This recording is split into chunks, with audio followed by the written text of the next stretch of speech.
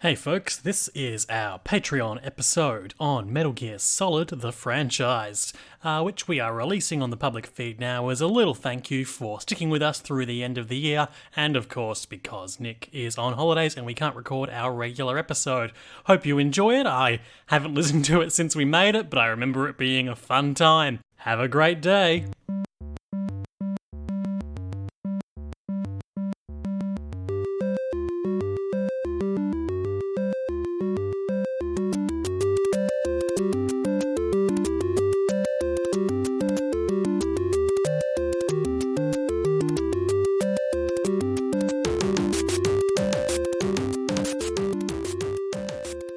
Hello, everyone. Hi, I'm trying to do Solid I'm Snake. Liam. And I'm Nick.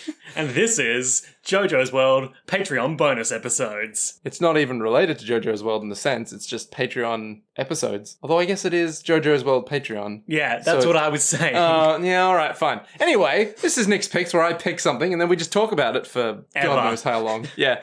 And today we're going to be talking about the one and only, the eponymous, the know what that means. star-studded, the Technically, yeah, I suppose. ethereally ill-defined concept that is Metal Gear. The Metal Gear franchise of video games created by Hideo Kojima. Who is And the friends. best. And friends. Yeah. I don't know if he's really friends with them anymore, though. We'll get into that later, I think. Sure. So, Liam, what is a Metal Gear? Before I answer that, Nick, I just Yeah. want to thank our patrons for our support. This is the first podcast we are recording with our new podcasting sound barrier, which we bought with Patreon funds. Yeah, we... So if it sounds good, thank you. If it sounds bad, sorry. This is not at all a test that we're doing. It's quite cool, though. It's made of, like, Foam fancy foam. folds up into itself like a transformer. It's kind of like almost semi-professional looking... Well, I guess it is professional looking stuff. It's just that, we own it, so... So it automatically loses a degree of status. Exactly. So, Metal Gear Solid. Metal Gear Solid and Metal Gear Rising Revengeance. Nope, just... And Metal Gear Survive. Oh, God. I suppose we should discuss at some point. Yeah. Well, let's start with the good. Metal Gear Solid, I guess Metal Gear was the first one. Yeah, but I never played those. Okay, so the Metal Gear franchise is a series of stealth games that are totally bonkers. Stealth action adventure, sometimes isometric, sometimes not. Sometimes third-person shooter, sometimes first-person shooter. I think one of them was like a collectible card game. a collectible Like card Metal game? Gear Acid or something. That might have been one the like that. hell? Okay, sure. Never played it. Radio. I've never heard of it. Yeah, I know that there was a pachinko machine of it, so... Made with the powerful Fox engine, the best video game engine ever created, It's now true. relegated to pachinko machines. It's fine, because Metal Gear... So Metal Gear is a franchise about... A man named Snake. Well, I was going to take a broader approach and say Okay. it's about geopolitics and anti-nuclear proliferation. War in a general sense. Yeah, and how it never changes, but then also it always does. The soldiers inside the war and how they're always fighting for different sides, and that's kind of You've it. got to respect soldiers. That's what the boss wanted.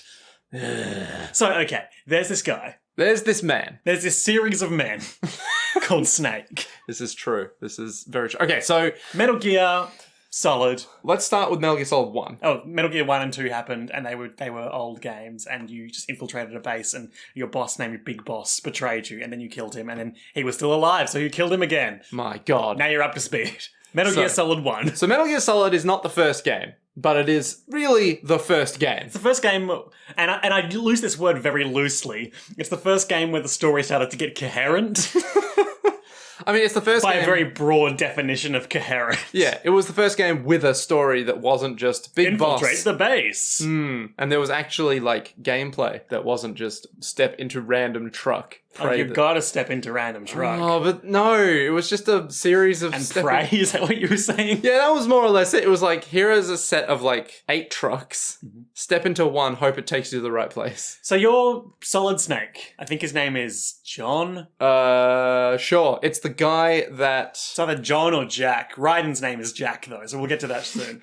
No, I think he's based off Snake Plissken from Escape from New York. Yeah. So he's got a mullet, he's got a skin-tight suit, Headband. he's got a patch. Oh no, he doesn't have a No, patch. No, not yet. Someone else has a patch. Not yet, and also not this guy, depending on how you slice it. Yep, so he's a guy based off Snake Plissken. His name is Solid Snake. Well, his code name, because everyone has animal code names, It's true, especially in the first one. because it's really down to the animalistic nature of war. I suppose so. He's been asked to infiltrate this base called Shadow Moses because now I've lost track. There's the Fox unit, there's Foxhound, and then earlier there's XOF. I think this is the Fox unit. At This is point. the Fox, yes. Okay. They are a rogue group of paramilitary specialists slash crazy people Yep. who have taken over this island and are going to use its nuclear capabilities and the eponymous robot, Metal Gear, Metal Gear. to destroy things unless they get Big Boss's body. Yeah, to nuke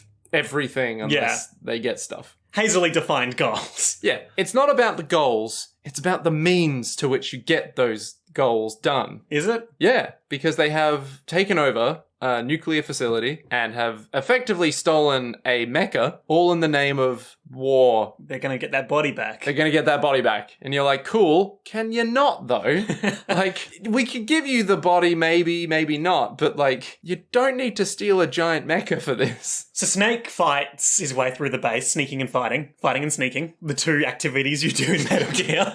Yep, that's pretty much it. It's sort of like, this was the only game, I think. I've not actually... honestly, I've only played Rising Revengeance and Metal Gear Solid 5 of the Metal Gears, but I've watched Let's Plays of them all. Oh, okay. So at this point, Yeah. it's like top-down stealth. Yeah, it's all isometric. You're kind of seeing everything top down and you're kind of going, well, we're going to go stealth some stuff. The game does cool stuff with... I think all the games, in fact, do cool stuff with... Just the core mechanics. Yeah, it plays around with the idea of it being a game, lets you fiddle a bit. The I think most infamous one is the first boss of Metal Gear Solid 1, Psycho Mantis. A psychic guy who wears a gas mask, and he reads your PlayStation or other console's memory card and taunts you about the other kinds of games you like to play. Yeah, he's also not the first boss, but that's neither here nor there. Is Revolver Ocelot the first boss? He is. But he doesn't die, so the first boss you defeat. Technicality. The first boss you kill. Yeah. Yeah. And you can just brute force kill him by shooting him, but he dodges all your attacks with his psychic powers. Yeah. But the way you're supposed to defeat him Is by plugging your controller. into the second controller port, and he's like, oh, I can't read your inputs, and then you can shoot him. There's also the other beautiful thing of, in order to get, like, someone else's number, you have to read it off the back of the actual game case. Yeah, which I believe was an anti-piracy method. Was it? I think so. Wow. Because you have these very involved codec calls, Yeah. where it cuts away to a green screen that you, the listener, have probably seen, because you probably know all this, because you've probably played Metal Gear if you're bothering to listen to this. That's true. Yeah. And he'd be like, Colonel, I've infiltrated the base. And the Colonel would be like, that's good, Snake. Have you heard about Haruki Murakami's book After Dark? I think it's pretty good. And the conversations go like that. Tell me more. So there's a whole game of just fighting these bosses. Yeah, and so the going bosses through... the bosses slash bad guys in the first one are Oh, what? here we go. Revolver Ocelot. There's Revolver Ocelot, Who- who's not Liquid Ocelot yet. No, he's just but he's Revolver an Ocelot. important character of the franchise as a whole. So we'll probably have a whole segment devoted to discussing him in a bit. Oh yeah. There's Psycho the Mantis, psychic guy, Sniper Wolf. the sniper who is also a wolf, No, she's not a wolf but yet. she raises wolves or something. Yeah, well, she lives with wolves. And the nerd guy Otacon falls in love with her. Yeah, Otacon falls in love, that's true. Although not in Metal Gear Solid 4 because she's dead. Yes, that makes sense. That makes a lot of sense. And there was one more. Oh, Raven, the guy. Tank Raven guy. Yeah, Tank Raven Chainsaw Man. There's also Decoy Octopus, but he never really comes up much. Yeah, they're sort of like, oh yeah, yeah. He was going to be a guy. He was basically cut content that I still kept in the plot. Yeah. Where he was going to be like a guy that you had to Assassin's Creed style multiplayer track through the fact that he could change his body. Huh. Shame he got cut. I Slash didn't get cut. I think the tech wasn't there. Yeah, probably. The eponymous Not what that means. Liquid Snake. Not what that means. Who I'm just gonna keep using it. Liquid Snake, who in the first game has the best voice actor ever. Are we talking about original release Metal Gear Solid or the Twin Snakes, where everything's just a little bit more extra? I mean, both. Okay. Because it's still the same voice acting, Oh, isn't okay, it? I It's don't just know. new animations, isn't it? I don't know. He has the best voice actor. It's like, you know how you have Jojo and Dio with like, Jojo. Dio. It's like that. He's like if Except more the guy who voiced Jojo, Jonathan Joestar, was evil. Wait, Dio? I mean, not Dio. Yeah, that's what I meant. Do you mean Liquid? Yeah, because he's all like, yes, hoity-toity, but he's got that malicious edge to it. Yeah, so he's like Dio. No, because Dio's got that deep baritone voice. Oh, I guess, yeah. Yeah, true. Yeah, he's a bit like that, isn't he? Yeah. He's sort of like, Snake, you little shit. I finally cornered you. So it's revealed over the course of the game that Solid Snake and Liquid Snake are both clones of Big Boss, the man who was your mentor who you killed in the previous bad games. Big Boss. Big Boss.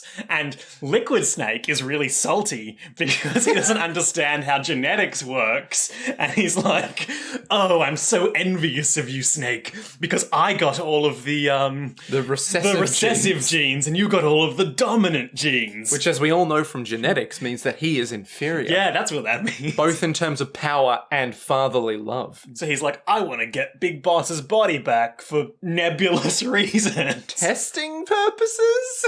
Who knows? And also create Outer Heaven, because that's something that people keep trying to do. True. Which is, I guess, an independent state. Yeah, so I think Outer Haven is meant to be like this idea of soldiers have no borders, they can do what they want, they can be mercenaries, and they don't have to fight for people, and they don't have to fight each other even though they know each other and all that kind of thing. Sure. Because soldiers don't get a choice and all that. There's a lot of We'll get to that more when we discuss part 3. Yes. So, then we... But throughout all this game, Snake keeps encountering people like the DARPA chief he was sent there to rescue, and various bosses. Otacon, Meryl... No, I'm going somewhere specific with this. Oh, I'm not okay. saying he meets people. He just he's a And as he talkative meets guy. them, they will have heart attacks and die. Oh, yeah, Because he was injected by a doctor at the start of the game, Dr. Naomi Campbell, I think it was. true. Yes? And she said it was just like nanomachines to help track you and keep track of your vitals. But what actually was a deadly virus that targets people based on specific DNA. What's it called? Fox die. Fox die? Yeah. You son of a bitch. And this is sort of the first in the series' long tradition of Conspiracies. yes, conspiracies, but also just constantly and repeatedly punking the protagonists throughout their games. It's true. So Snake thinks he's been sent there to rescue these people, but he's actually been sent there, well, and to take out the bad guys. Yeah. But he's actually been sent there to Secretly, unwittingly... kill very specific people based on a very specific conspiracy he's not aware of yet. Yeah, which I don't think is even unveiled in the first game to its full extent. No, and I think it's only kind of, Retroactively defined? but I think also kind of just vaguely alluded to in a lot of ways in the second one too. Yeah. It's a great So conspiracy. he saves Meryl, who is the Colonel's daughter. yeah, the Colonel Roy Campbell. It's not Naomi Campbell. It's Naomi Watts? No, that's an actress. Naomi someone. Naomi something. And he saves Meryl, and they fall in love, but it doesn't work out because soldiers can never fall in love and be happy. Because I'm Solid Snake, and I exist to just be repeatedly punked in my quest to rid the world of nuclear weapons. Is it even really love as well, so much as her being like, oh my god, you're a soldier, you're the Well, best? does love bloom on the battlefield? As Otacon iconically asked about his crush on Sniper Wolf. So there's this guy called Otacon. There's a guy called Otacon. What's his deal? He is an otaku nerd. He likes who- the anime. He loves, like... He would be a big fan of JoJo's World. Oh, would he ever? He loves mechas. Yep. He loves giant, like... He loves them so much that he built them. Yeah, he loves Gundams, and he made Metal Gear. Yeah, Metal Gear. So the thing that we keep saying, Metal Gear, Metal Gear, the name of the franchise, is a 200-foot tall. series of robots. The first one, it was designed by this genius man, Otacon, and he's a genius man who loves anime, so he made a mecha. It's like, The thing okay. about Metal Gear as a technical designation, although it's weakened over the course of the thing, is that Yeah. it refers to bipedal robots who have nuclear capabilities. Dun dun dun. So the reason... Metal Gear Rex, the Metal Gear in Metal Gear Solid 1, has a big railgun on it, which, for whatever science reasons I don't understand, allows it to fire nukes in such a way that they wouldn't be able to be tracked, which prevents retaliation, which prevents interception, which means it's a very powerful weapon. And it also has 2 legs, which means it can walk, Yeah. which is... Terrifying. Just imagine a walking dinosaur with nukes. Yeah, it screeches like a dinosaur too. though. Oh shit, it does, doesn't it? There's also Its only weakness is the fact that if one man keeps strapping C4 to its legs, eventually it'll die. it'll fall over and explode. Metal Gear is another key aspect of the first game of Snake getting punked, because you're speaking to one of the people you can codec call repeatedly throughout the game is your friend Master Miller, the man who trained you. Miller. And it's revealed near the end of the game, after Miller has given you guidance about how to disarm the Metal Gear. Miller's been dead for the whole game, and the person you've been speaking to on the codec is Liquid Snake, disguised as Miller, slicking his hair back and putting sunglasses on. Oh my god, every time. Yeah.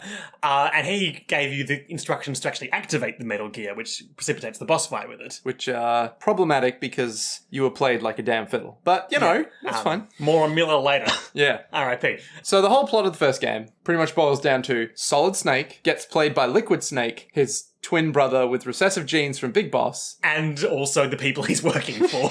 and thus closes the first chapter of the Shadow Moses also, incident. then he and Liquid Snake have a shirtless fist fight on top of the burning Metal Gear Rex. yes, that And is then- very important. And then Fox Die kills Liquid Snake, and he's like, "Fox, die!" And then he dies. It's so excessive. Then Okay, he and Meryl escape from the exploding base, and they stare at the rising sun and talk about the caribou they can see nearby, which are Alaskan wildlife. Yeah. And Snake's like, look, Meryl, the sun, the caribou. It's like, I'm a soldier, and I was born to be a soldier, but do I want to be a soldier? The caribou.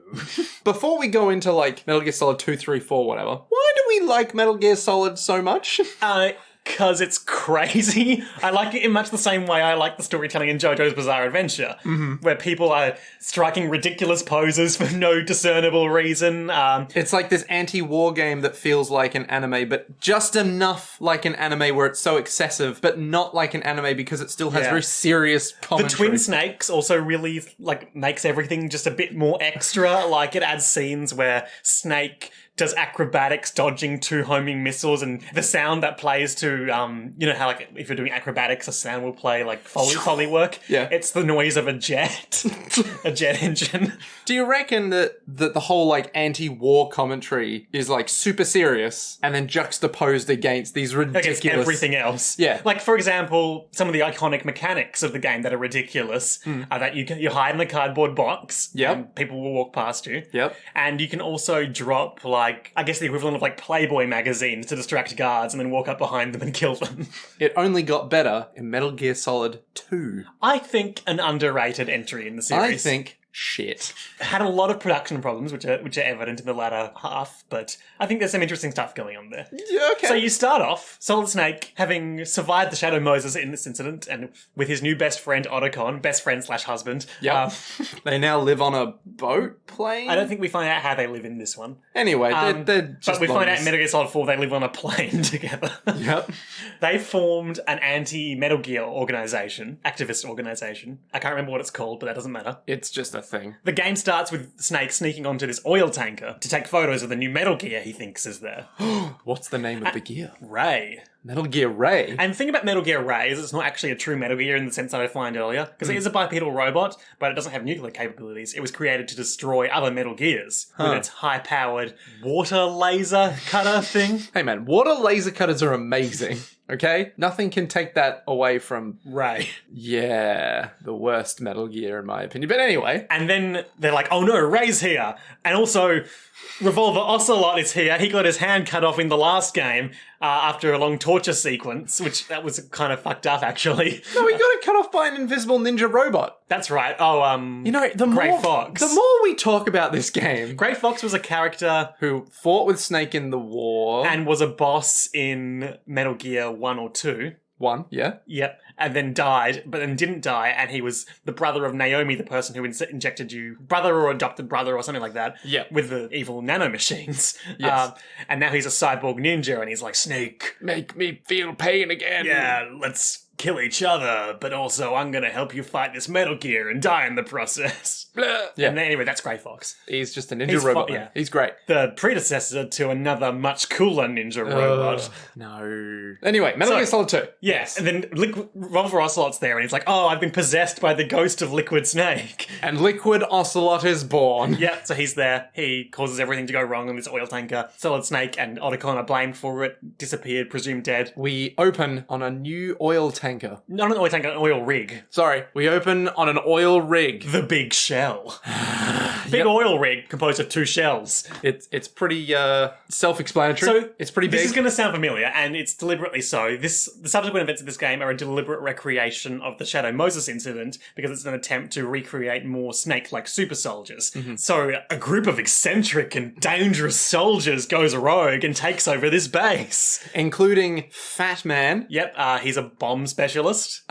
He's also fat and he has rollerblades. Yes. That's about his entire characterization. There's this bomb chief who you work with to fight Fat Man, and he's like, I was a bomb disposal expert, but I betrayed someone and I blew up my soul. There's not Solidus. There's George Sears, aka Solidus Snake, the ex-president of the United States, ultimate villain of the game. Get to that shortly. Who was the guy after Fat Man? Vamp. Oh, fucking Vamp. Who is his special soldier power is that he's a vampire. He can run on water. He can pin you to the ground by throwing a knife through your shadow, and he can regenerate forever. He can regenerate. Yeah, he can just he can regenerate forever, non-stop, like a vampire. Yep, you fight him over and over again because I feel like they wanted to do something with him and just couldn't figure out No, I what just it feel was. like they didn't have enough budget to get additional bosses in there. Budget/work time. Shit. And then there's Fortune. Oh yeah, the lady with the giant railgun. Yeah, the lady with the giant railgun who's so lucky that bullets curve around her. I hate Metal Gear Solid 2 so fucking much. And you're this guy called Raiden, aka Jack, who You're the god of thunder. Cough, cough. this is your first field mission, but you've been raised, first you were a child soldier. Yep. And then you were raised in like VR training. Yeah. And you've got on your phone, the Colonel. Yep. Roy Campbell. Who's all like, yo, Ryan, it's me, the Colonel. Yeah. You're pretty good. And Rose, your long-term girlfriend, and I guess MVP of the whole game. operator. Raiden for the entire game is like, you know what, you're a good save point, but fuck you because I don't want you going to my room. I have trouble having emotions because I'm a child soldier. Legitimate problem. At the same time, it's like, hey, yeah, you can't do anything with me because, like, I'm on a mission and, like, we can talk. Okay, everyone hates Rose for 2 reasons, right? One is that she always ends up talking to him for a long time about things that no one cared about. But I was there being like, she's trying to get through to this poor child soldier. Yeah. She's trying to, like, She's make doing an her effort, best. right? And then Raiden is there being like, nah, I see what you're doing. Nah, it's not going to happen. No. Well, this seems like an appropriate time to segue through the plot of the game very quickly, which is Okay. that Raiden battles the bosses on the big shell, and they're building a new Metal Gear there.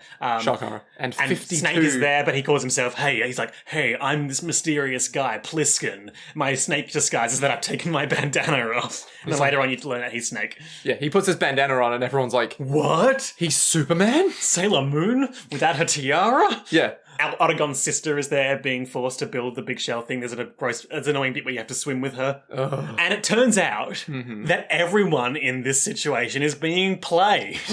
Again? Yeah, so there's honestly, I have a bit of trouble keeping track of the end of this game because Okay. it gets very incoherent. But basically, the bad guys, the Patriots. unit that have taken over the base, Yeah. they're all being manipulated into it because they want to create the Patriots, the bad guys, the Illuminati essentially, Yep. want to create a new Shadow Moses incident to test like their ability to manipulate information and manipulate people as a result. Yep. So they're all chumps. Turns out Fortune's not super lucky. Someone just like planted a device on her that repels magnets, repels bullets, and they take it off, and then she dies. Yep. Vamp is still just a vampire.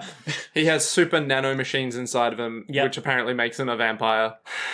Revolver Ocelot is legitimately possessed at this point. Yes. Okay. Liquid is just like, yo, my nanomachines didn't exist. Therefore, Yeah. I can possess your body. It's like, what? Cool, great. What? Yeah, he's around. He's just laughing it up like he does. Liquid Ocelot being all like, yo, I'm not being played. Fuck you. He's the least being played, but I'm still pretty sure he's being Oh, played. absolutely. And then Solidus Snake, President George Sears, Yep. aka the third clone of Big Boss. Who has the perfect mix of dominant and recessive genes? I think he was like a perfect clone. Oh, okay. Or like Neither an exact dominant- clone, rather. Neither dominant nor recessive. Anyway, he's not really important in the scheme of things, but his whole thing is like, he became president, and he was like, oh no, now I'm president. I know that I'm being manipulated by the people who really manipulate all the presidents. I need to hatch this convoluted scheme to destroy them. Meanwhile, turns out that you've never spoken to the real Roy Campbell in this game, the Colonel. You've been speaking to an AI based on him who's been manipulating you. And Rose, your girlfriend, has also been an agent of the Patriots the whole time, who's been manipulating you. Yep. Then everything gets really, really weird because the AI the Colonel is based on starts like breaking down and telling you like, turn the game off, Raiden, walk away. I'll delete your save. And everything just goes nuts. Raiden gets a sword and starts fighting his way through the base. It's the only good part of the Snake game. is there. Then everything goes nuts. The big shell is actually a Metal Gear. It's a Metal Gear designed to control all of the world's information, and its nuclear capabilities are just a backup for its true informational warfare capabilities. Yep. It crashes through New York City, and then you fight Solidus, aka Doc Ock. yeah, with his big Doc Ock robot arms on top of it with a sword. And that's pretty cool. Yeah. And then it all ends, and Raiden's like, it's over. I'm not a tool of the Patriots anymore. I'm gonna walk away. I don't have to be a soldier. I'm Raiden. So all of that compared to like what the maybe 20-hour length of the game, well, maybe not 20, maybe like 14, 16 hours of gameplay. That entire section of like reveal you get a sword, kill Solidus goes for half an hour. But it feels a lot longer because of the game- crazy shit people are saying. So like on the one hand you got this AI being like turn it off while he's crashing the game. He's like, Raiden, we created a new snake through your memes. Because memes are the DNA of the soul. That's what Richard Dawkins taught us. And then it's like There's this thing people say about the themes of the Metal Gear games. It's like about like what makes you who you are. Yeah. It's like gene, meme, scene, clean. Mr. Clean. So like obviously your genetics have a role in establishing who you are. Yep. The memes, the information you encounter, and the way you retransmit it has a role in creating you and the people around you. Yep. And Metal Gear Solid 3 is, I guess, like the background context you exist in. Yeah. Which we'll get to shortly. But anything else to say about Metal Gear Solid 2? I hate it so much. I really do. It's just like the half hour bit. People were not a fan of the fact that you stopped being Snake after half an hour, and that all the preview material was just that Snake half hour. Yeah, there's also the problem of, like, that half-hour bit, so good. Do you mean the end? Yeah, the end. With the sword and everything? Yeah, where you're just like, oh my god, this is so great. Still fucking hate Raiden. Like, don't get me wrong, but that half-hour bit, amazing. I like Raiden. Just, he's so fucking angsty and like, oh, but It's true, he is. I'm just like, I'm a child soldier who can't possibly be helped. Then let me help you. No, I'm good. It's like, but you ask for help. It's like, no. He's got a lot of memes he's dealing with. Just fucking, it's the worst. I hate him so much. Anyway. So, then you fight the president. Yeah, you fight win, the president, you win, and then everything's fine again. setting a disturbing precedent for Raiden's antagonists.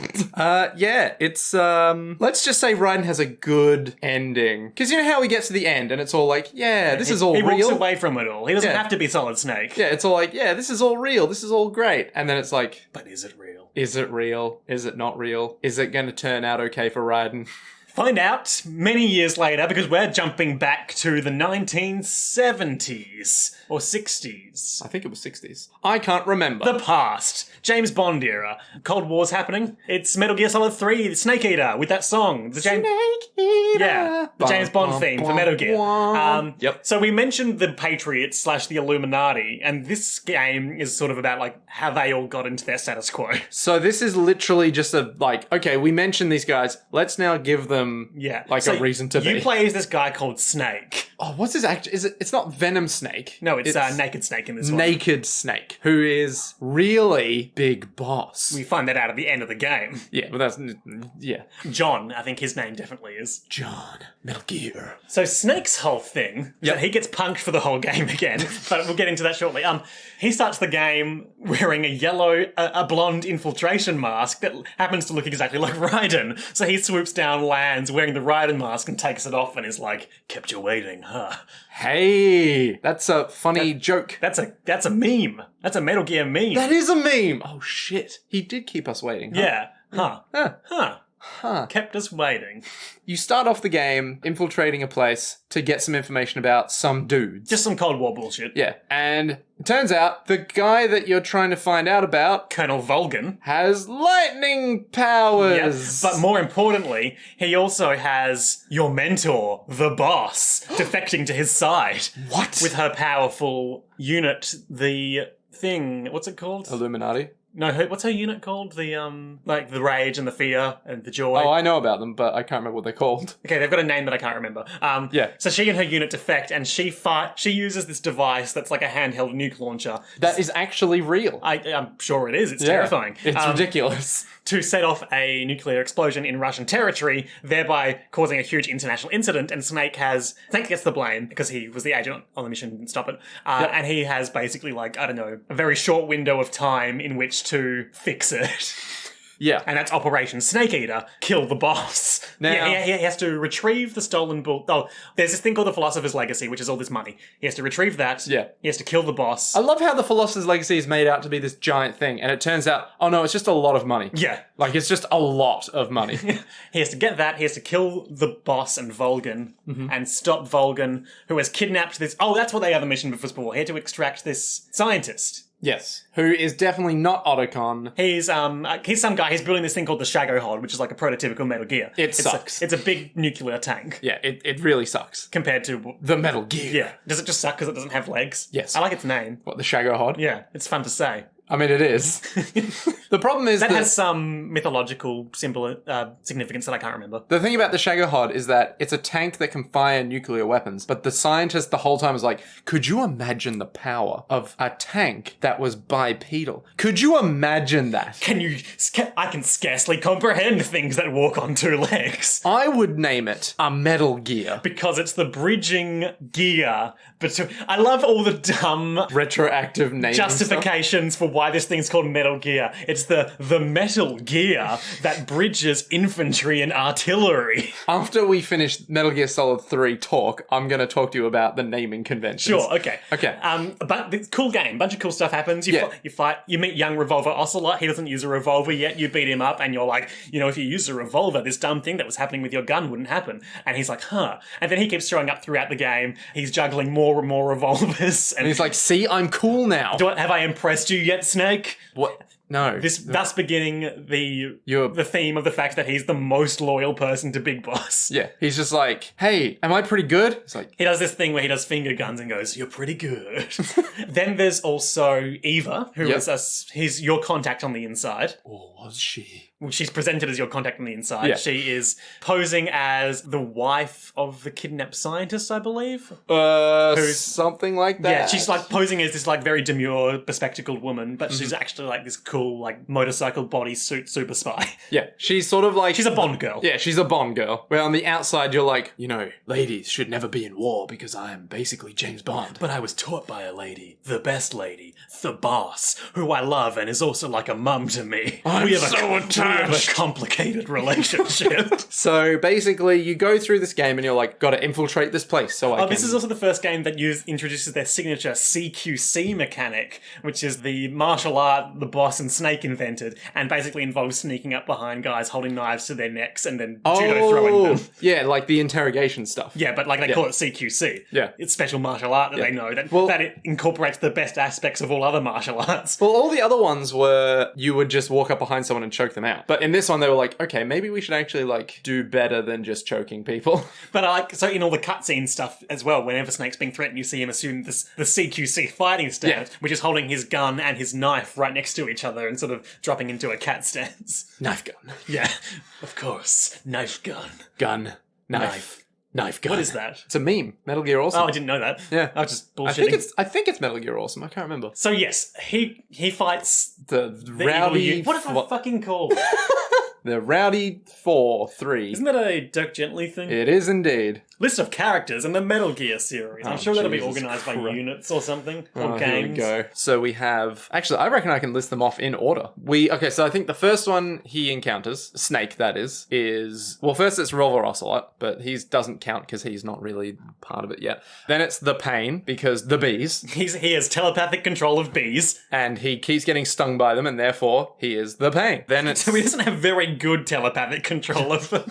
Yeah, pretty much. And then I think it's the Age, I think. No, the rage, I think, or the pain. The Pain was the first guy. Oh, I'm listening. I think it's the Age because he's the sniper guy. No, the end. That's his name. The End? The Okay, sniper I think guy. it's the End. Yep. And then it's...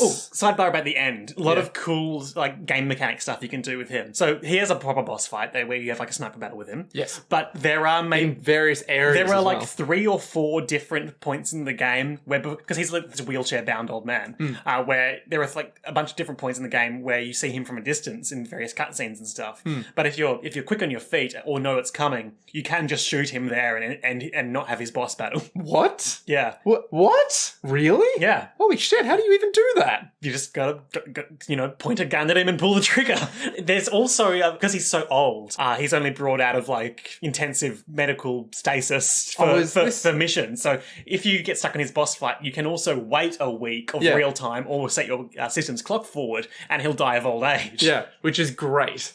He also has photosynthesis powers, and that's how he's such a good sniper, because Yeah, he draws nutrients from the sun. He's a secret plant and the father of a character from Metal Gear Solid 5. I thought that all the characters in this game were secret plants. I couldn't draw one for that dumb joke because they're all spies. There's a great bit where Snake is hiding in a room that all the bad guys are in, and Volgan, the main antagonist of the game, is having this rant about how he's sure there's a spy in his ranks. Unbeknownst to him, not only Snake, the spy hiding in the room, but everyone else in the room with him is also a spy pursuing their own ends.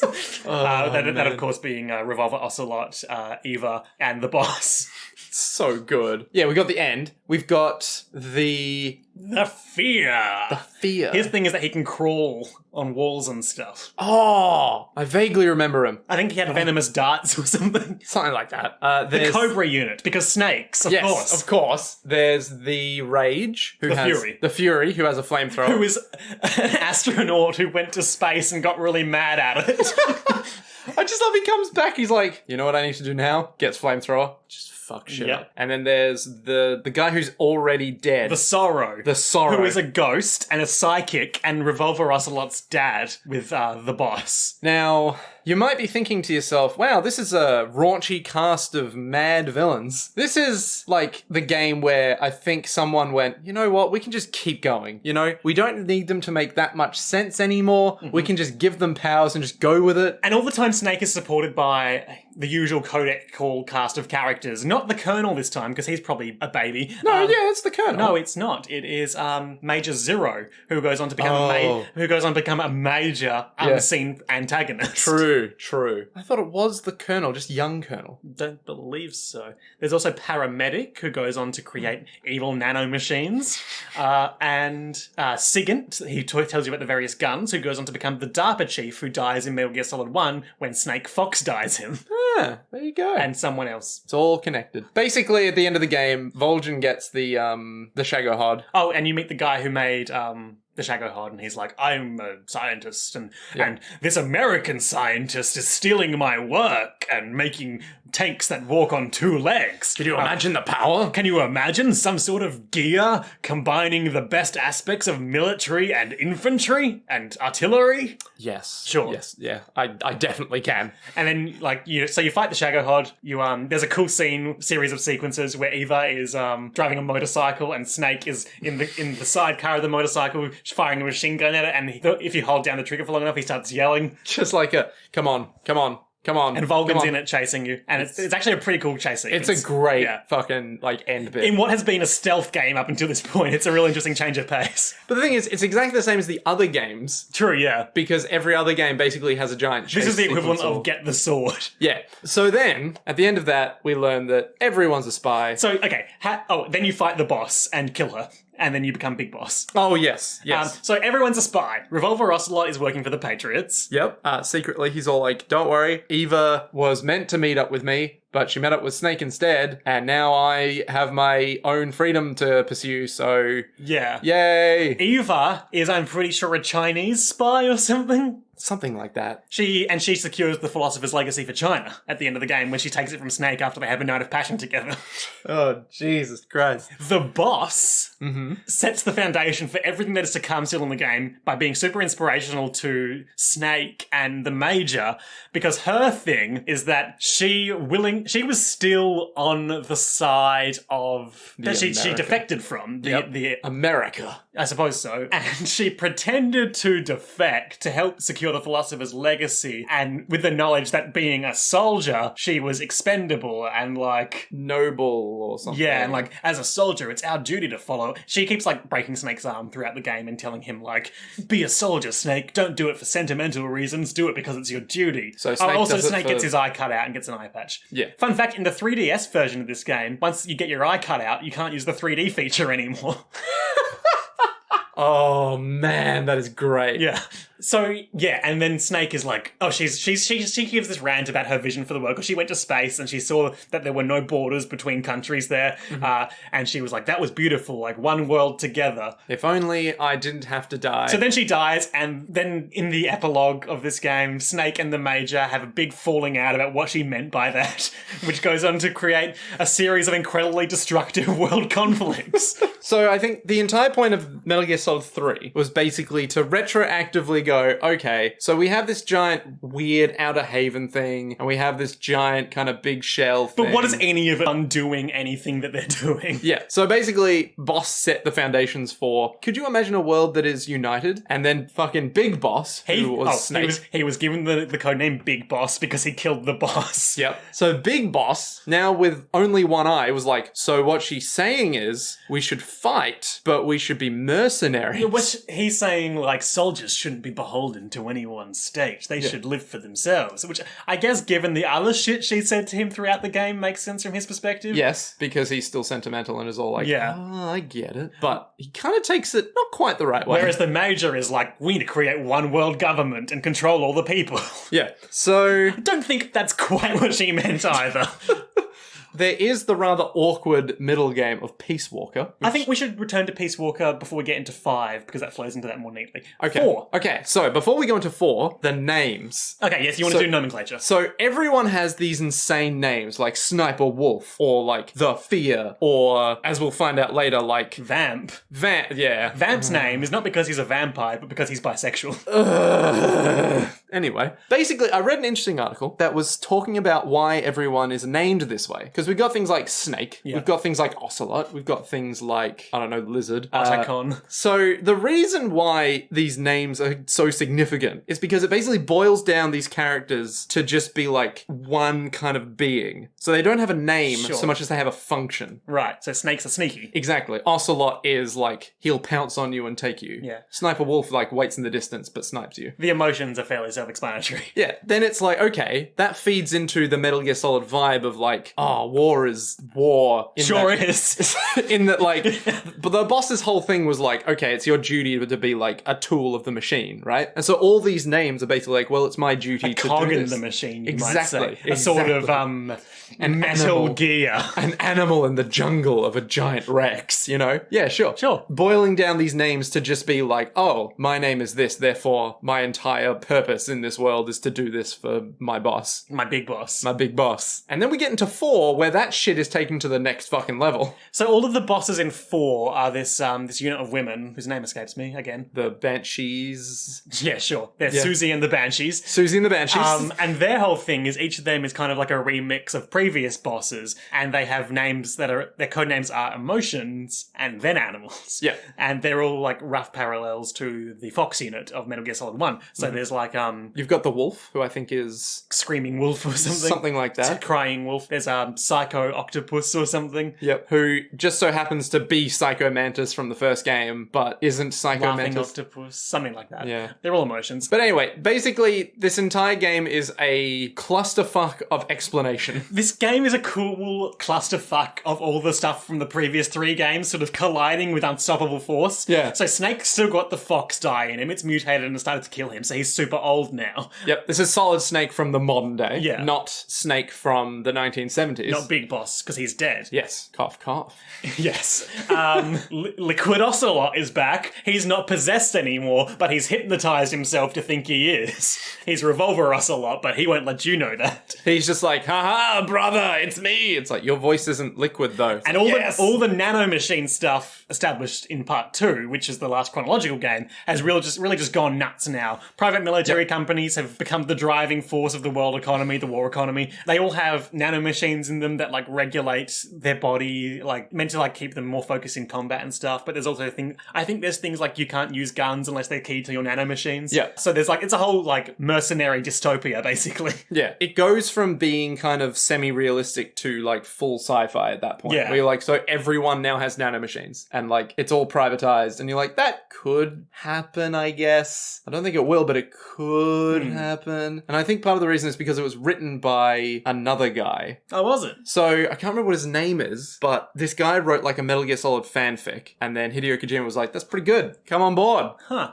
And so he kind of made everything make sense. And that's why it's a bit more kind of over the top, I think. So what do you do in this game? So basically, Snake is still doing his anti-Metal Gear yeah, he's stuff. just going around being like, He lives on a plane with Otacon and has a girl. Raiden's daughter, I believe. Yes? Yeah, Sunny, Raiden's daughter with Rose. She has 3 chickens called Solid, Liquid, and Solidus. No, hang on a minute. No, it's not Raiden's daughter. Isn't it? No, I don't think so. Because later on we see Raiden's kid with Rose. Oh, sorry, Sunny Emmerich. Olga, who is a minor character from Metal Gear Solid 2, her daughter. Gotcha. She has 3 chickens, Solid, Liquid, and Solidus, and she makes eggs from their eggs, and uses the eggs for fortune telling, and that sort of opens each chapter with like the yolk breaking in different ways to signify what's to come. Ooh, it's ominous. At the time you're playing, you're like, what the fuck does any of this mean? And then after reading up on it, you're like, oh no. You do like a tour of all the great Metal Gear hits. You go and see Naomi, you go and see Eva. You go and fuck shit up. Raiden's there, he's a cyborg ninja now. He fights Vamp with a sword, which is pretty cool. Oh, Raiden, why? There's is it this game where in like the climax Raiden has no arms and is fighting a bunch of cybernetically enhanced soldiers with a sword in his mouth? Yep, that's the one. That's pretty sick. That's good because Raiden is like, he's gone from being... Snake is still like his mentor, but he's also like, I need to do my own thing, Snake. You're not a robot man like me. So it's gone from being kind of, okay, I had Rose and I was being shitty to her to, yeah, so now I'm actually just a robot tool and I have no real purpose other than this. Whoa. So... Juxtaposition with Snake, Snake's whole thing is that he's a very, very good soldier, the best, but he kind of doesn't want to be. Yeah, his nanomachines are so old that he's still free and therefore all of his skills are still intact. But the problem is that he doesn't want to be a soldier. He doesn't like war. He doesn't like anything really. He's just so damn good at it. And he worries that makes him a bad person. Metal Gear. He worries that deep down, this is a recurring theme with the protagonist, deep down, do I really love this? Whoa. Answer no.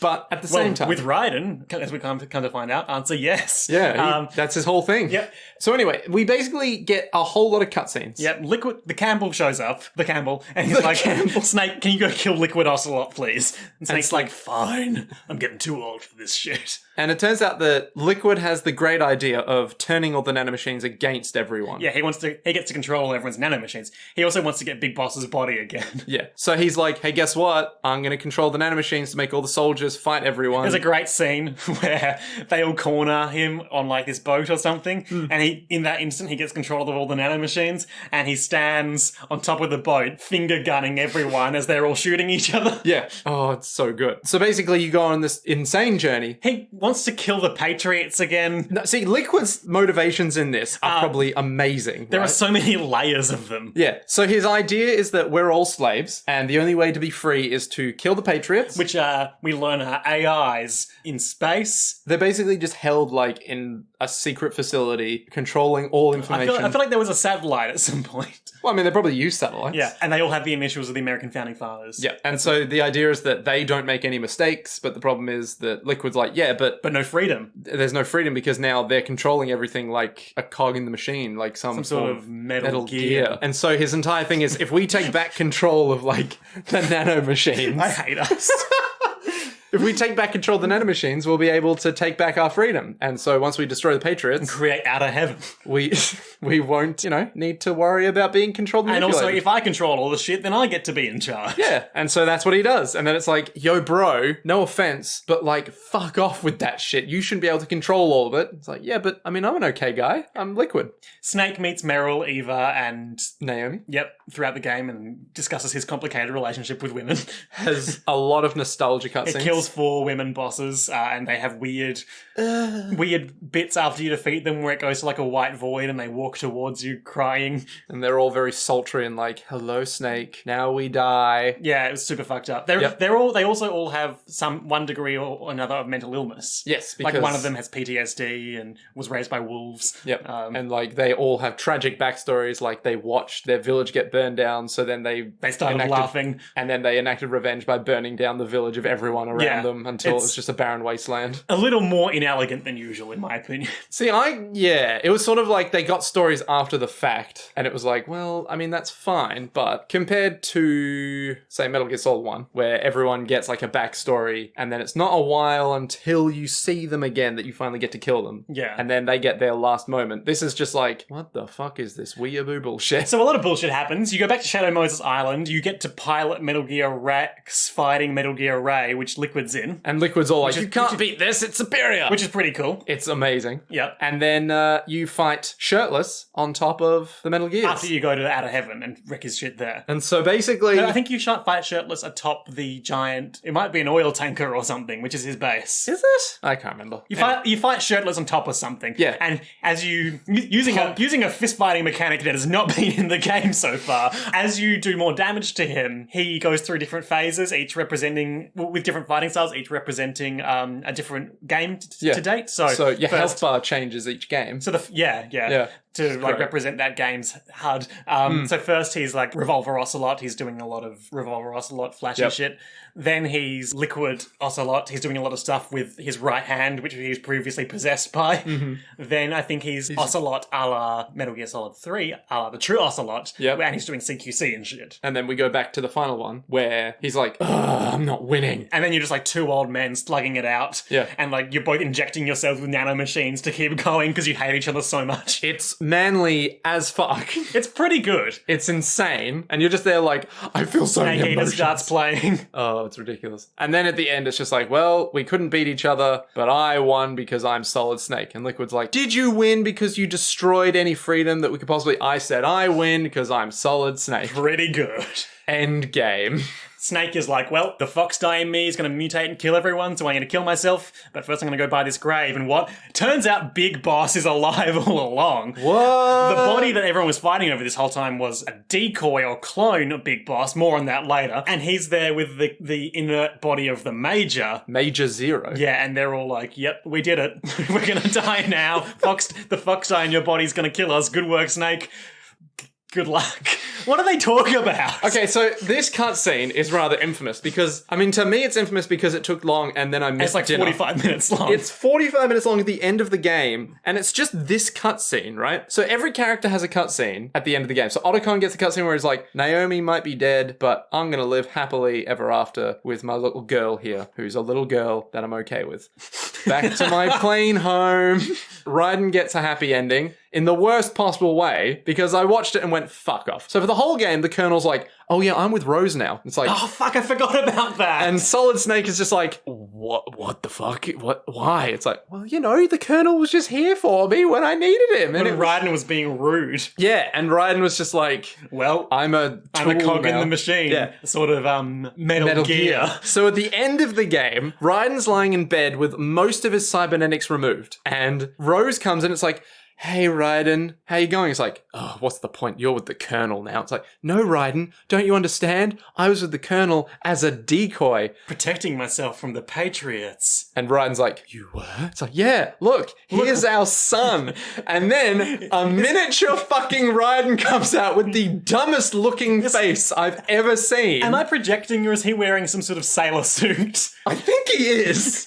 And he just comes out, he's like, Hey, Dad. And it's like, I watched this and went from from, so Rose has moved on like an adult. The Colonel's with Robbing her, the which is cradle. which is a bit weird, but you know what? I'm okay with that because whatever, helping her out. And Ryden's this is exactly what I wanted. And then at the end, No, it's like, you got played. at the end, it's like, no, Rose is just an idiot because she's with Raiden forever with a kid. And you're like, oh my God. How people are getting played in this one. Snake gets injected with a new form of fox dye to kill people again. Yeah. Right. Yep. That's pretty much it. Also, And also the big boss is alive. so Big Boss is alive. Big Boss basically goes, okay, here was my plan. Remember how we said we weren't just going to talk about each of the games in Yeah, this? Jesus I think we're committed now. We're committed to talking about all the games since Yeah. we just did. So basically Big Boss just goes, hey, look here, buddy. My plan was basically not to do anything that bad. But turns out I had to. So, this guy over here in the wheelchair, who's basically on life support, this guy's Major Zero. He was my... Now, you've never heard of him, But he was my best but friend. looks at camera, but you have. So basically the idea is that Zero has been manipulating the Patriots in order to... He created the Patriots? Or maybe I think he created them to control all information. But the problem was that Big Boss didn't like that idea. And so he was trying to find him so that he could destroy him so that the Patriots would no longer function because they would no longer have someone to cling on to or something. I don't know. It's a 45-minute cutscene that at about the 15-minute mark, you're like, yep, okay, yep. What the fuck is going on, though? Now, I remember it very clearly because I was over at our mutual friend Kieran's house. I'd just beaten the game, and I'd gotten a message where it was like, come home, get food. I was like, cool, just got to watch this cutscene, probably going to be 10 minutes. And they were like, cool. So after 10 minutes, I was like, Kieran, how long does the cutscene go for? I was like, I'm not telling you, but let me tell you, it's pretty long. I'm like, Kieran, how long? Because I'm thinking like 15 minutes is pretty long. He's like, no, Nick, it's a movie. So like half an hour later, I'm like, okay, seriously, how long does this fucking go for? It's like, not too much longer. So half an hour after that, it finishes. I'm like, I'm fucking going. Basically, I can't remember exactly what he was saying because I was like, but I need food, Kieran, I need food. But basically, the Patriots are bad and they're trying to topple the Patriots using Zero as like the clinching point of like, he made them, he can break them kind of thing, I think. Okay. Yeah. Anyway, moving on. Anyway. Metal Gear Solid Rising Revengeance. Metal Gear Rising Revengeance is the video game where Raiden is a cyborg ninja made by Platinum Games. He beats up a Metal Gear Ray, he beats up a bunch of cool robots, fights a senator. Fights a street samurai. Oh, I hate it so much. It's so good. I think so you should dumb. give it another go now that you've gotten into JoJo. No, well, okay, here's the thing. If it wasn't Metal Gear, if it was just like a dumb samurai game, I'd be like, it's just leaning into whatever it's going for. Raiden learns that he does enjoy killing and he becomes a remorseless killing machine and he fights Senator Armstrong atop his new Metal Gear. Oh, it's so bad. No, it's great. No, it's so dumb. Metal Gear has straddled the line. He also saves a bunch of kids from being turned into brains in jars. No, he doesn't. They're already brains in jars. But he gives them bodies and work. They were gonna be bodies anyway. No, they were going to be put in robots and like made to be soldiers. Bodies. Just because you're a robot doesn't mean you don't have a body. After an extensive brainwashing program. Racist. The template of which was the very VR program that Raiden was trained in. What? Yeah, no, I'm not a fan. I'm Okay, not a well, fan. you're entitled to be, but you're wrong. Moving on. So basically, it's just a fun little adventure where Raiden is like, oh my god. Robots. Robots. I don't want this to happen to anyone else. Fuck you. And Fuck you, Senator Armstrong, who wants to eliminate the war economy so people fight for their own ideals again and not for profit. Fuck you. And so he fucks him pretty bad. Yep, kills him in the desert. It does also have the most ridiculous, stupid scene where Senator Armstrong's like, I don't need nanomachines to get stronger, rips off shirt only to reveal that he's a big guy. Pumped full of nanomachines. No, he's not. He is pumped full of nanomachines, though. Is he? Because they harden in response to trauma, and that's why he's so invincible. Ah, there you go. But he's just a big, tough guy, too. He played Gridiron in college. Yeah, that'll make you big. So anyway, Metal Gear Solid 5. Sidebar, really cool mechanic in that game where in the boss fights, like in certain key moments, the lyrics would kick in the song and we were super hype. I didn't like that soundtrack. That's a shame. But I think the sort of mixing of it was Yeah, good. the mixing was good. It was just like a nice dynamic thing. Yeah. But like, Yeah. Metal Gear Solid Peace Walker. Oh, fucking Peace Walker. Just a footnote on the way to 5, because I haven't played it and I haven't watched all the way to I Let's Play have. of it. My housemate has it, and we have informal plans to do the co-op in it at some point. It's a very mission-based game. It was originally for, I think, the PSP or 3DS or something, Yeah, so it's PSP, a lot more basic than some of the other ones. So the idea is that there's a Metal Gear just roaming around. Well, there's like a series of them, isn't there? There's the Peace Walkers, AI-driven Yeah. robots with Yeah, nuclear yeah. capabilities, and the AI template that controls them and prevents them from acting irrationally is based on the boss. The boss. So the idea is that there's basically this guy, Otacon clone guy, Otacon's dad. Huey, what a piece Huey. of shit. Yep, Huey, Huey Emmerich, who basically made greatest them. villain of the 20th century. Huey Emmerich, step on his neck. So basically, Huey is just like this guy who was forced to make these AI. Yep. Much like Otacon was forced to make the Metal Gear. But Huey was like, you know what? I'm going to give it some kind of like sentience because I think that might help it not kill everything. And then this guy called Hot Coldman, who is like, hey, I'm just going to ruin everything and make nukes happen. And so Huey's all like, shit, I didn't realize it would get this bad, but I did. Meanwhile, but I didn't. Big Boss and Miller, remember Miller back from Metal Gear Solid 1? Hey, I remember Miller back from Metal Gear Solid They 1. formed a mercenary company called... Diamond Dog. No, not yet. I think it's MSF at this point, Militaire Sans Frontières. Militaire Sans Frontières. Or is it Mercenary Sans Frontières? No. I can't remember. It's basically Soldiers Without Borders. Yeah, and that's fairly self-explanatory given what we've talked about his philosophy so far. Yep. And they are doing bullshit. They get hired to go resolve this Hot Coldman situation. And the entire game, you'd start building out a haven. Yeah, and this sort of sets the gameplay template that would be fleshed out on Mega Solid 5, which is amazing, in which you, after you've tranked a guy, you put a balloon on his back and kidnap him and recruit him to your base. And then you're like, oh my god, I can just get more people. Yeah, and then you have like some very fun, very basic base management stuff that I'm a real big fan of, and like loop of building the game was like building the base was like crack to me. Yeah. And then you realize it's multiplayer and you lose everything. The multiplayer thing was interesting from what I've seen because obviously it was built for a system without like twin sticks, so aiming and stuff is a bit harder, so you can't walk and aim at the same time. Yeah. So one of the key advantages of multiplayer is that you can you can sort of sync up and form a train with each other where you're both crouching behind each other, and in that mode, Wait. one of you moves and the other one behind them is aiming. Oh, wait, are you talking about the actual multiplayer? Yeah. No, I was talking about the base management multiplayer. Oh. Where it's like dudes can invade your we're base. still on Peace Walker. Oh! Yes. Yeah. Other important things happen in Peace Walker. Well, basically, the AI gets out and it just goes Oh yeah. off to And kill crucially, this is the crucial turning point in Big Boss's morality, where he's like, "Fuck the boss. She was sentimental. We need to be soldiers," and it basically forms the foundation of his fascist dictatorship and cult of personality. In Metal Gear Solid 1, you're kind of going, but wait, the big boss seemed like a good guy in Metal Gear Solid 3. Like, why is Yeah. he a bad guy in Metal Gear Solid 1? And then Or Metal Peace Gear Walker- 1. Metal Gear 1. So then Metal Gear Solid, Peace Walker, and 5 deal with that. Yeah. And deal with it well they do, even though I haven't played 5 yet, but deal Okay. with it well they do. Does that mean we can't talk about the plot of 5? Oh, we can talk about the plot of 5. Okay, great. So 5 came out in 2 games, Ground Zeroes and Phantom Pain. Ground Zero is basically just glorified tech demo, teaser. in which at the end your base is destroyed by this guy called Skullface, head of the XOF unit of the Zoff. No, it's XOF. Oh. Of the organization Cypher, which is a sort of intelligence organization headed up by Major Zero.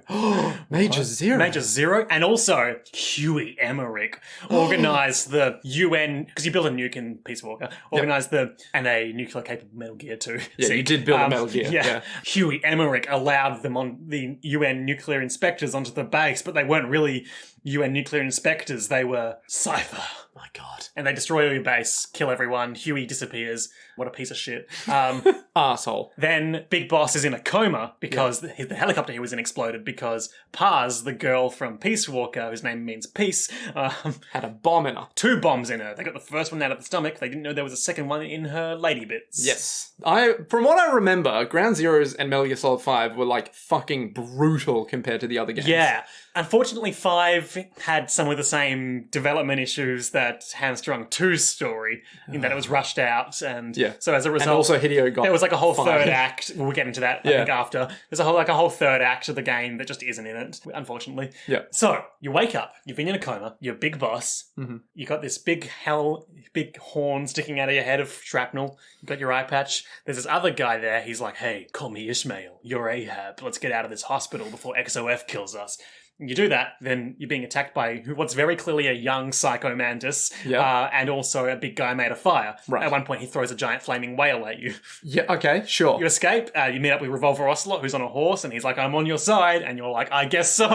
I'll go with this. You're one arm, which is not good. Then you're going to go rescue Miller. He and his new military group, Diamond Dogs, were doing mercenary work in Afghanistan, and he was captured. That Okay. mercenary work was just to fill the books in the time it took for you to wake up from your coma, though. He wasn't really engaged with it. Yeah, So you go rescue him, you get a robot arm from a robot arm guy on the way there.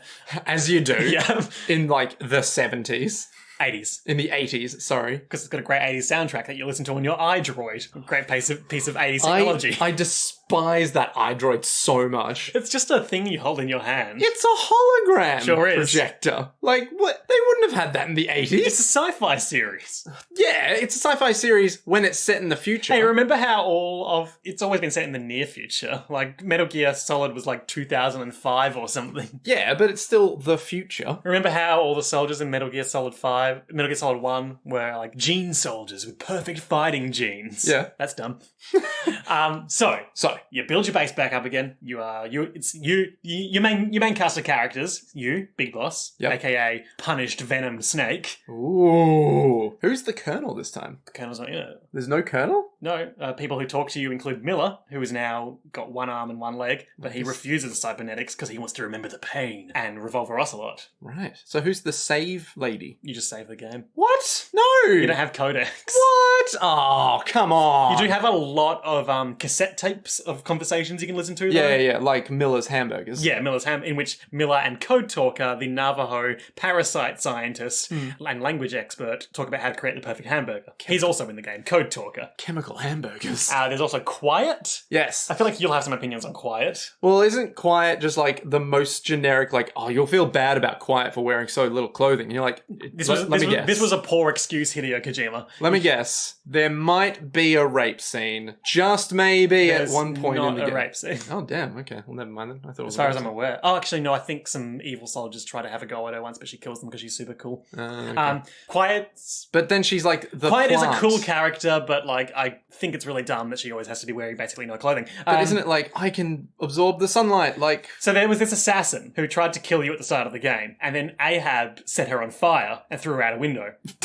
okay, yep. So she gets her skin coated in this parasite to give her new skin, and as a result, she breathes through her skin, and so she can't be wearing clothing. I see. And also she can't speak because she's got a parasite in her attuned to the English language that will infect and kill everyone if she does. Right, I see, and that's why she's so quiet. So That's super dumb. I certainly like her as an AI partner because she's very powerful. Yeah. I think that she's a cool idea. I think she's hamstrung by some sexist baggage. Yeah, where it's just like, ooh, this is not the best execution of... Yeah. So you guys are there. You meet up with Huey again. He's a real piece of shit. He betrayed the base. He killed Strangelove, the lady that he fathers Otacon with in Peace Walker. He drowns her in an AI pod tank As you do, yep. because she wouldn't let him make Otacon pilot the Metal Gear. I mean, that just seems like a sensible, like, way of doing things. He's a monster. Okay. And at the start of the game, like, because obviously you guys are all, like, military fascists, and he's like, no, you're being unreasonable. At first you're like, okay, this guy might be onto something, like, he's a bit of a coward, but whatever. But then, over the course of the game, more and more of his bullshit is just revealed, and he is just a lying, conniving sack of shit. I'm glad that he drowned himself in the pool after Otacon slept with his new wife. How old is Otacon at this point? He was old enough. Okay, alright. Is this why he has so many He tried to issues? drown Otacon's sister with him, too, though. Oh shit, He's a real okay. piece of shit. So, In short... big spoilers. You kill Skullface, you save. That's not really a spoiler. Okay. Skullface wanted to create nukes that he could control the detonator and switch through metallic archaea, which is like some chemical reaction bullshit. Okay. And nanomachines. You killed him. Everyone's like, you break his legs, you destroy his Metal Gear Sahelanthropus, or capture it or whatever. Yep. Which is the first upright man walking on hind legs. dear. It never worked properly. It needed the powers of a psychic child to be properly piloted. Sure, sure. You crush his legs, you kill him. Well, you don't kill him. You all stand over him, taunting him for a bit, and then you toss him a shotgun in one round, and be like, "Kill yourself. You're not even worth it to us. We're we're Big Boss and the boys. And then you're walking away and you hear a gunshot and Huey has walked up to him and shot him in the head. Ooh, interesting. Second half of the game, their enemy destroyed, the Diamond Dogs descend into paranoia and infighting. There's spies among us, there's gotta be. Miller's just going nuts. He's blind at this point, I think. It's unclear. At one point he takes off his sunglasses and says, I need you to be my eyes, to all the soldiers, and they're all milky. I think that means he's blind. Sure. That makes... Yep. Yep. Okay. You all get infected by the parasite, the vocal parasite that feeds off language and then reproduces and kills you. So everyone who's infected takes a... Code Talker makes a vaccine for you all, but it also makes you all infertile. Right. Okay. So the choice of do you have a kid or do I ever speak again Or do I die? or do I die? Yeah. Right. I see. So that's why Big Boss could never have kids. Yeah, and that's why I guess that's... Oh, I guess also while he was in a coma, they took his DNA for that cloning. Because Right. Liquid Snake is around, and he's a child, and you beat him up a bit. Oh. He's called Eli, the White Mamba, and he runs a group of child soldiers in Africa. Oh, shit. Which you take onto your base and like start training not to be child soldiers, but Eli's such a big piece of shit. And an unresolved plotline that was going to be resolved in the unreleased third act of the game was that he and the soldiers that he resumes control of steal Sahelanthropus and go and crash it in the jungle. I see. And also the third strain of English parasites. Oh, Okay, we're man. getting there now. We're building up to the crux of why Huey's a real piece of shit. Okay. Yep. Because he starts experimenting on the dormant parasites, causing them all to go nuts and like rapidly reproducing and like basically turning your men into zombies. Effectively bioweapons. And they're all on, and you find out that he wanted to sell them to Cypher, your nemesis organization. It turns out XOF was a rogue unit of that, and the Major didn't really have much to do with Skullface's bullshit. Okay. So they're all on a quarantine platform, and they all really want to get out and be in the sun, because the parasites are messing with their brains, and also making them release like pheromones that will make birds tear them apart and take the parasites to the mainland, thereby destroying the world. Yep. And Huey did this, because he wanted to create a new bioweapon, but he insists that it was an accident and that it was your fault and that it was not his fault because he's Huey and he's flawless and he's a piece of shit. So you have to walk through your base. I believe this pulls like actual soldiers that you've recruited over the game for. Okay. And like you just have to walk through the base and you've got this thing on heat vision goggles and you can see if someone's infected because of certain heat they're giving off. And you just have to kill all of your guys. Shit, that's fucked. Because otherwise they'll spread the parasite to the world and the world will end. Okay. And then you turn them into diamonds. Diamond dogs? No, you turn. Oh, okay. You're like, we won't scatter your ashes to the uncaring sea. We're going to turn you into diamonds, And then we're going to mold you. into dogs. See how dog-like you are. And then you do some other missions, and then the end of the game happens, which is a big twist. Do you want me to talk about that? You know what? I'll go play it, and then I'll learn the twist. But needless to say, is the twist good? I like the twist. Okay. It explains why there are two big boss bodies. Oh, okay. All right. Gonna have to find out this twist. Yeah. Yeah. Yeah. So, Liam, why do we like Metal Gear so much? Good question. Like, we've just explained pretty much everything. Also, sidebar, before we get into that. Yeah. I've got a complicated relationship with Metal Gear Solid 5 because I really like the gameplay. Yeah. The plot's a bit lackluster, but there was legitimate reasons why that's not all there. 'Cause Because of Hideo- Konami Konami bullshit. Yep. We should talk about Konami in a bit. Oh, fucking Konami. I'm very morally conflicted with the fact that you're very much playing a villainous fascist dictator in 5. Yep. And the game, or the main person who calls you out on your bullshit is Huey, who's an even bigger piece of shit than you. Sure. And like, I feel like it's sort of a deliberate attempt to create this cult of personality, both within and without the game. But isn't it like a comment on how war is just like two sides and that's about it? There's no like good guys. It's just I mean, like... there are bad guys, and Big Boss is a bad guy. Oh, okay. But it's not like there's any good guys here. No, I guess not. Yeah, so it's just like there are sides, and that's kind of it. Sidebar, there's a fun fact about Metal Gear Solid 5. A cutscene that I don't believe has ever been seen as it was initially intended to be released, and it's only found through data mining. Because you can build nukes for your base in that, or a nuke for your base. Yep. Which permanently puts you in like the evil state where your horn is big and you're covered in blood. Ooh. But there's also an event where you can raid other people's bases and take their nuke and disarm it. And if ever a platform achieves total nuclear disarmament, then this cutscene plays where it's like, we did it, boss. Now nukes will no longer threaten the world. And I think that's cool. I mean, that's nice, but then you can just build another nuke. Yeah, but then you can disarm it again. I guess the whole point is that to reach that point, you would have had to create a culture in the multiplayer where more people are disarming nukes than creating them. That's interesting. Why do we like these games? I like these games because they're very silly, but they also tell interesting stories. They have a very serious kind of And also, idea. as I said, 5 is the only one I've played, but that core gameplay loop is just so good. Yeah, no. I remember the first time I played Metal Gear Solid 1, I was like 12. So I probably shouldn't have been playing it. Yeah. Like, the first time I played it, I was like, this is amazing. Like, it's speaking on so many different levels of things that I don't really understand yet. See, I'm also not big into stealth games as a general rule, because I find it stressful, just like in that moment where you've been caught and you have to run around. Yeah. But I appreciate 5's versatility in that regard, where if you want, you can just strap a couple of rocket launchers to yourself and put on some body armor and walk into the base. That's the thing about Metal Gear Solid 1, was that it was a stealth game, but it wasn't a stealth game. Like, you could actually just go around and be like... And like the boss fights weren't stealthy. No, well, that's the thing. Like, you still had to fight in boss fights. Yeah. But at the same time, if you are stealthy, you get this immense satisfaction where you're like, oh, so the alarm's not going to go off and I can, like, sneak around. And it's very obviously made for stealth. Yeah. But at the same time, it's not necessarily a rigidly stealthy It's a game. stealth action game. Yeah. I also very much appreciate the things that we've mentioned on and off throughout the game where it messes with like gameplay conventions and storytelling conventions. Yes. Hideo Kojima is a Lots of genius. nice Easter eggs. Oh, so many Easter eggs. There's a bit in Metal Gear Solid 1 where it's after the torture bit where you get captured. You have to mash A to not And succumb to torture. Yeah, you basically have to mash a button so that you don't die. After a couple of those, your arm is just like dying. So Naomi calls you up. It's like, hey, look, hold the controller up to your arm. What? It's like, yeah, just hold it up to your arm. I'm like, okay, holding it up to my arm. And then it just vibrates. And it's like, doesn't that feel good? It's like, yeah, I guess that does feel pretty good.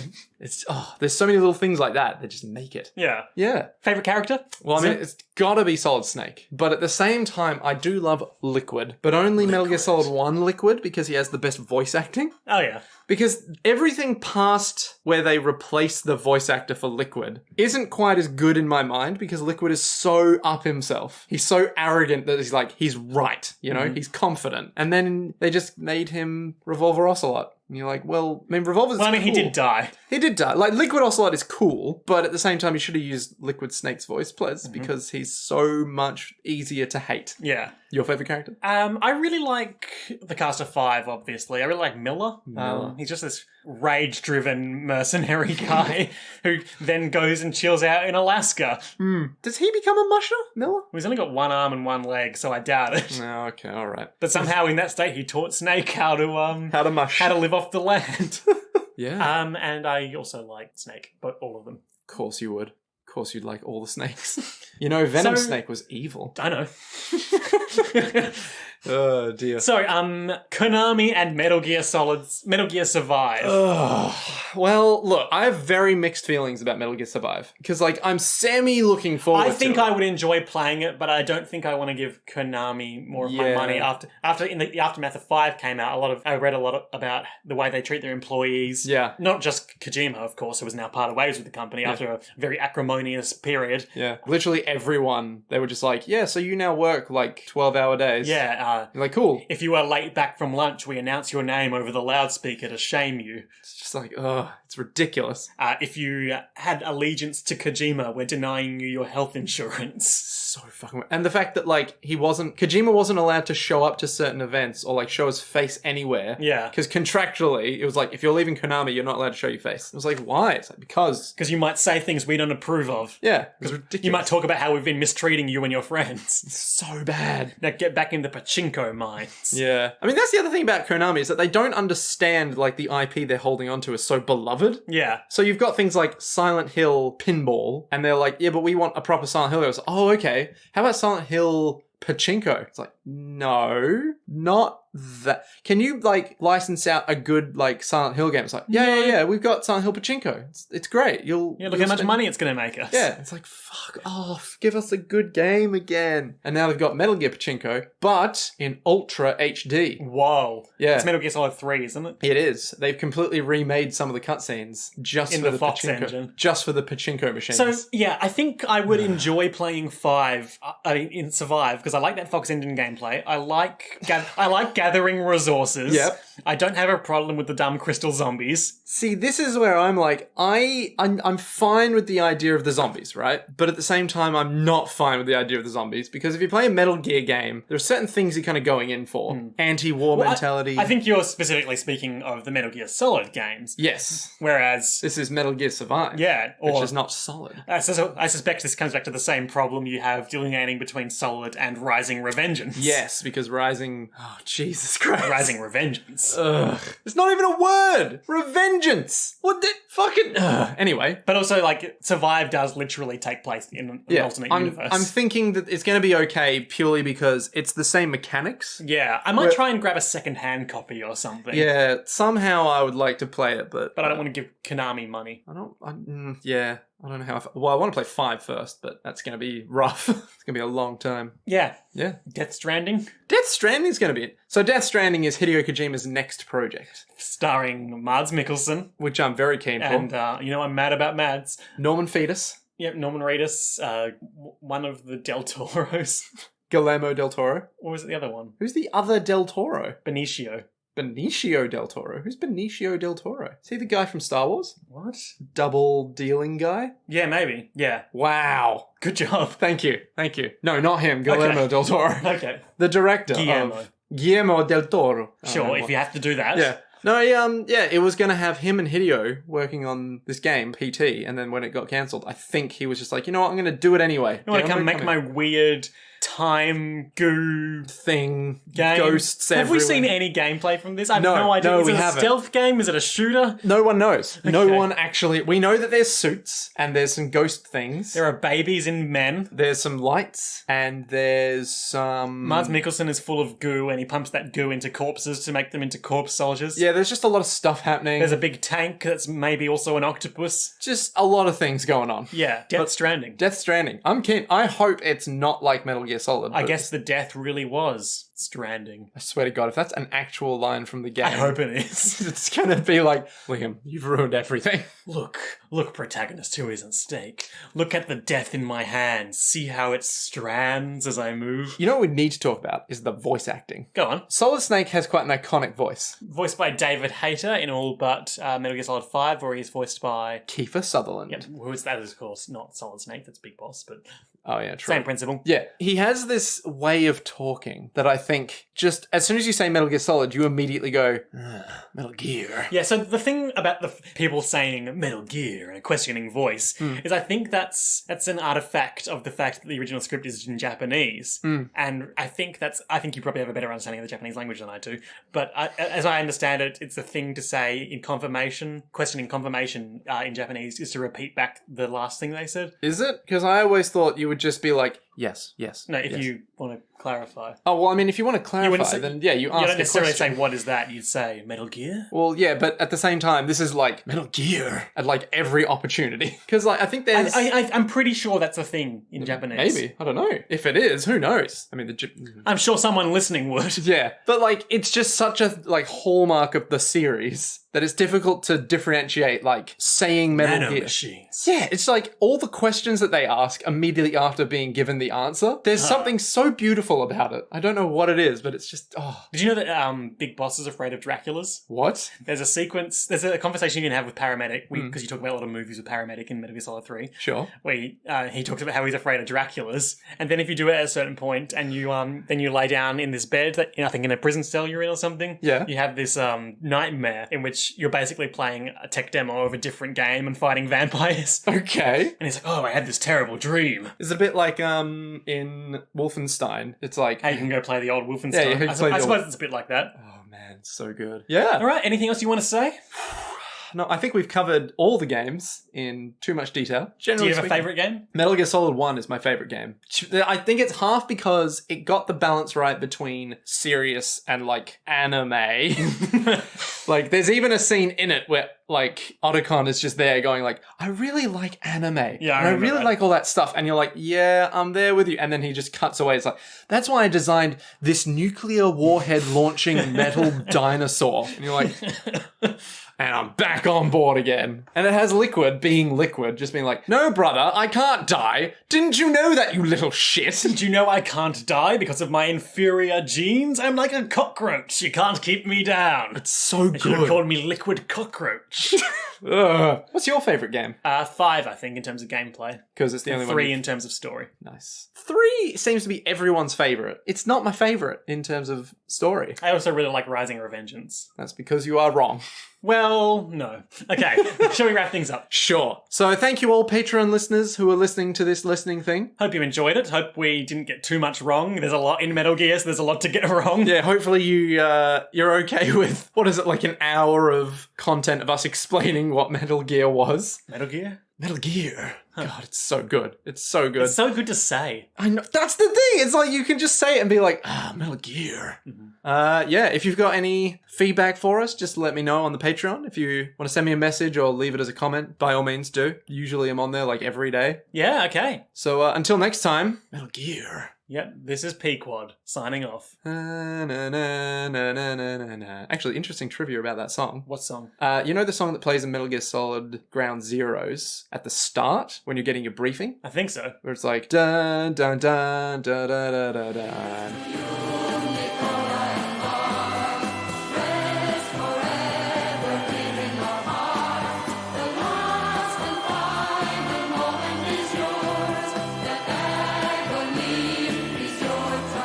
As like Skullface is walking into the helicopter. Skullface. That song is about a guy who, in like Japan, he was like a soldier who wasn't allowed to come back to his family or something. Okay. Hey guys, it's Nick. While editing the episode, I actually got this completely wrong, but I think it's a really interesting bit of trivia. So according to the Metal Gear Wiki, the song was originally released in 1971, and the lyrics are reference to the deaths of Italian-born anarchists Nicola Succio and Bartolomeo Vanzetti during the 1920s. In particular, how they were believed to have been wrongly executed by a United States court ruling due to their anarchist views, rather than whether they had actually committed the crimes they were accused of. So that's interesting. Anyway, back to the episode. But basically, the song has a very close meaning to what's going on in the Didn't talk game. about Skullface much. 2 things I want to say about Skullface before we sign off. Sure, okay. His backstory is that he is basically trailing you on Operation Snake Eater and cleaning up all your messes. Huh, okay. And 2, there's this really awkward moment with him. You know the bit in the games where the villain explains his plan to you and you have a long conversation? Yeah. The variant of that in 5 is you sneak into his base, he captures you, you get into a car with him, you sit in the backseat of the car with him and go on a long drive, he talks for a long time, you don't say anything, and then he stops talking, and the drive still goes for like another 5 minutes because you had to get where you were going on the in-game map. What? And then you just sit in silence. Oh no. So we just say like, this is my plan. That was my plan. Just hold on. We're almost there. Yeah. We'll get there eventually. You know, it's a really nice day in Afghanistan. Metal Gear.